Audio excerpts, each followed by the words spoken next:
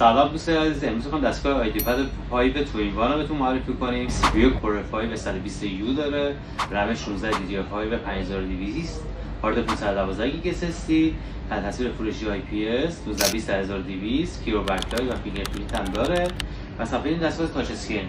حالا داخل دستگاه میتونید نشون بدین. در صورتی که عرض کردم سی پی یو کور 5 هستش، کارت گرافیک اینتل آرک و با هوش مصنوعی، فینگرپرینت داره این دستگاه، سرچ دابی سارنده JBL 1360 در این دستگاه میچرخه. میتونید کاملا تختش کنین این دستگاه رو. کیبوردتون وقتی صفحه رو میچرخونین شما کیبوردتون کلا آف میشه.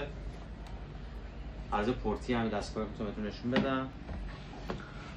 یه دونه پورت HDMI پورت اینجا داره، یه دونه پورت تایپ سی برای شارژش هستش که فست شارژ پرسواتی که عرض کردم، یه پورت تایپ سی که شما میتونید ازش تصویر، صدا و شارژ رو بگیرین، پورت مایک این ور دستگاه،